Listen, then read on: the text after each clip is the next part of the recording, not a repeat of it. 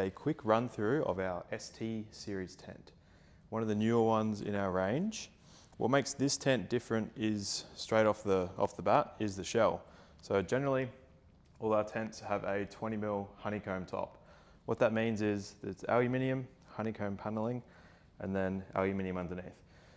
For this tent in particular, to get this nice sort of stenciled look up here, it's actually made of stamped aluminium. So there's a big press, and then we use aluminium sheet and it gets stamped like that. So that gives you the ability to have all these nice ripples and contours in the roof.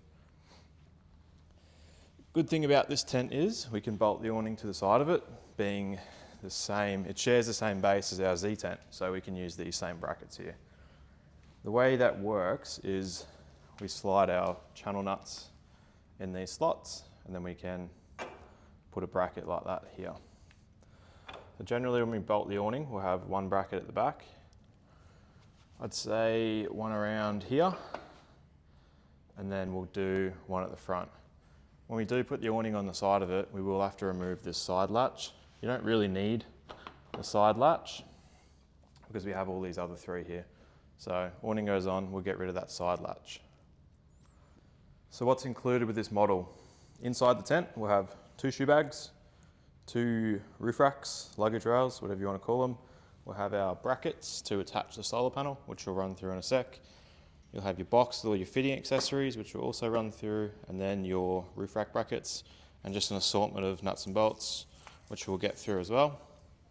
This tent comes with the 200-watt Roam gear panel. These things are awesome. We run them on all our tents. So that way when you're parked up at camp, you can keep your batteries all topped up, which is really nice. Last but not least is the wide step ladder, which we do with all of our tents. It means we've got a 15-degree pitch. So if you ever have gone up a rooftop without the wide steps, it does hurt your feet, and it's pretty well near impossible, quite painful to do it with especially barefoot. So putting these wide steps on here is really good. So I'll run through how to put these roof rack brackets on. I've already gone ahead and done 3 of these, but I'll demonstrate one of these for you guys. So we use our M8 bolts like this, and they slide in.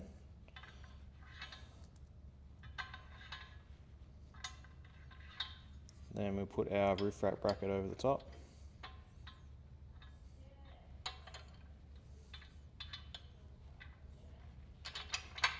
From there, we would definitely recommend putting anti-seize on these, which we will do. We can put our nylocks on, like that. And once that's all on, we'll tighten it down, not all the way, so we still want to be able to slide it. And then the measurement we want, the overall width of the tent is 1365. So when we tighten this down, we'll make sure we're at 1365. That way when we put on the tent, we're not going to be straining these brackets and pulling them and twisting them any sort of way. It'll all go on there nicely. Bolting the roof racks on, we use the same M8 bolts we just used on our roof racks. They slide in this little channel here like that.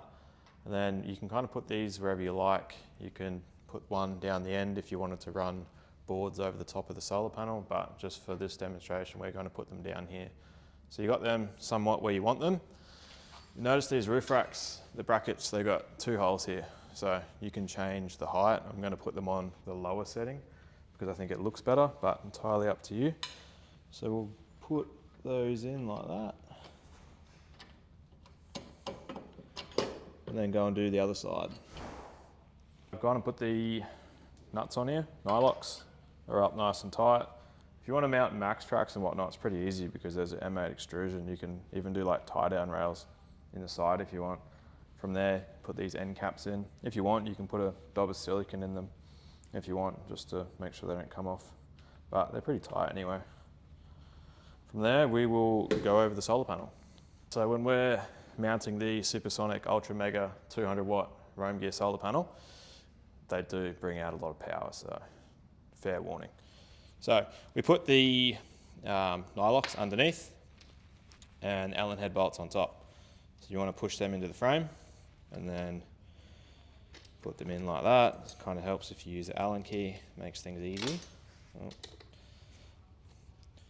Like that. And they are a slotted bracket, so they're adjustable. So if you remember before, the tent is 1365 wide. So we'll get our tape out again and make sure we're at 1365. If you're within 5 mil, don't stress too much. We'll still get it to work. If you're at 1370, 1360-ish, it'll be okay, but be within 5. And then from there, I'll go through how to put it on the tent. While we're here on the back of the panel, you can find all your specifications right here. So look at that, take a photo of it before you email me and ask me what it is, because it is on there. On the back of the panel, MC4 connectors, standard practice for solar panels. If you don't want the MC4, you can always change it to Anderson plug. Doesn't really matter, positive, negative, it all works the same. You can get MC4 to Anderson plug converters at BCF, so it makes it nice and easy. They're 1 meter lead, so enough to get out under the panel. This should probably be a 2-man lift, but we will persevere. We want to lift this panel up. You can do it while it's on the ground, just like that. Cool. So put your panel wherever you're most comfortable with. To bolt the panel, I've already put these channel nuts in, which you'll have in your grey box there. They're just these square channel nuts like that. And then we'll use our Allen head bolts to bolt the panel to it, which we'll run through now. Yep. So Allen head bolts, channel nuts are all set in the desired position. You can kind of put it up here and have a little peek, make sure we're in the right spot. And then we can start tightening these one by one. Obviously there's 8 of them. So we'll jump ahead and I'll get this all mounted up and we'll have a look. So solar panels on, looks awesome. I'll show you how this tent opens up now. 4 latches, 3 if you have an awning. We open these up. Nice stainless handle at the back. So this tent is the easiest out of all of them.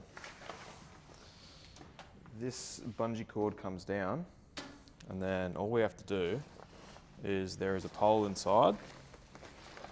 It comes up like that, and then we have a spreader bar. So connect him up there, bring it out here, and just like that. So no rainfly poles. This suits the person who wants the easiest camp possible. You don't have to go around and put all the rainfly poles in and bits and pieces like that. It's purely just spreader bar and that's it. If it is raining, because of the angle of the tent, you can still have this window open. You won't get water in. Obviously these sides will have to come up, but pretty easy. On the inside, we've got this little bungee cord, which just helps tuck the tent in when it comes down. We'll demonstrate our lights here just with a power bank. So we've obviously got these lights plugged into a power bank, but if you look over here, the tent comes with 12-volt sockets. So 2 cigarette sockets, 2 USB ports. So you can actually just run your lights over to here. If your cables are facing down the bottom, they will reach, but you can actually remove them on Velcro and spin around if you want. Got our iPad pocket. The roof is fully insulated. Even though it is a singular skin top, this is really quite padded, so that'll keep all the heat out. We've got a nice skylight up top, which you can shut, obviously. So that's just like a little semicircle zipper. That's really cool, especially if you're at, you've got nice clear skies at night. You can look at the stars through there, which is nice. We've got the comfortable 60mm mattress in this one with our anti-condensation mat. So anti-condensation mat, very important, stops heat transfer from your body through to the base of the tent, which will condensate. This creates a bit of an air barrier, and then that avoids that. Yep. We've got 2 shoe bags. There is like midgie mesh in the bottom, so if you put wet shoes in there, all the water can drain out. They just simply click on either around your ladder or just to these little ladder catches here. So they are quite handy, because if you got dirty shoes, you're climbing up the ladder, you don't want them in your tent. You just sort of put them in here. You can do one on either side, so if you've got 2 people, then you can each have one, which is a nice feature. There is a nice little air vent up here as well. That's pretty cool. So as hot air rises, it can actually escape out of there. All Stabilis struts on these ones as well. That's what we've been running on most of our tents these days, and they've been really good. They're serviceable, you can regas them, so they'll last a lifetime. So pack down, literally the exact same process as setting it up. Again, this is really good for the person who just wants a simple pack up. You see heaps of our like wedge tail tents, the standard sort of ones, and everyone rolls their rain flies up because they don't want to be doing poles and whatnot. But if you had this tent, it's pretty well that, but even easy. You don't have to roll anything up. It's already all set. So pole goes down. That's just a set height. You don't have to adjust it either. So again, easy. From there, we bring our bungee cord up. This is pretty neat. That just helps keep everything tucked in as it comes down. Just like that. And then there is a fair bit of tension on these struts. Obviously, people like putting max tracks up there. So we need to put about 550 newtons in these ones and pull it down. When you do that, it is easier with the windows open because otherwise it starts pushing canvas out because it creates an airlock. So windows and doors down makes life easy. And obviously, goes without saying, we need to tuck everything in because we need a good seal the entire way around the tent. So tuck in all these little pieces here. That way, no water can wick in. So what I like to do is just get down at eye level. You can sort of look down the edge of the tent and make sure we've got no canvas. It sounds simple, but the amount of tents I see on the highway and there's little bits of canvases hanging out and whatnot, or they get all faded and being out in the sun so long. So just take the time, pack it up nicely and you'll be sweet. So we can go do our latches. While I'm down here, I'll explain how this 12 volt works. So out the bottom of the tent where our 12 volt panel was inside, we've got an Anderson plug. This has nothing to do with the solar panel, it's completely separate. So the solar panel will charge your battery and then this needs a power source from the battery. So as if you're plugging in a fridge, camp lights, anything like that, you run a cable from your power source up to the tent and that'll power these sockets inside. At your power source, put a 10 amp fuse. It's always good practice to fuse all your connections. Mounting the tent, we've got these little slide plates here. And these are a M8 bolt with a 13mm head. So if you need longer ones, it is M8, 13mm head. What happens is, these slide in the base in these mounting rails like that. 1, 2. And then what the tent is designed to do is actually clamp around a horizontal load bar of some sort. So roof rack, anything like that. And from here, put that plate on and then get your hand under and tighten it. So minimum spacing, 850mm between the two horizontal racks. Max spacing, 1600mm. Max overhang on the tent, unsupported, 500mm. If it is unsupported more than 500, just put like a bar for the tent to rest on. So if you're mounting to a fiberglass canopy and you got more than 500mm overhang, just put like a flat rack or a bar on your roof and you just want to sit the tent on it. You don't want to mount to it because the tub and the cab move independently of each other. So it's just literally to rest on and maybe put like some rubber in it, which will make for a good installation.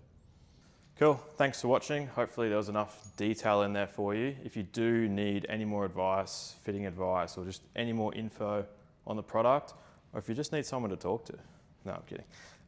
Fitting advice only, yeah. Just hit us up, we'll sort you out. One last thing to discuss, my cameraman has left me, but bedding in this tent. So it is a slimline design, like you can see, but you'll still get all your blankets in there. So one blanket, one sleeping bag, and then pillows in the car. This is a pretty sleek design, but you can still get a fair bit in there, just not pillows. But that's a pretty small sacrifice to get a nice sleek tent like this.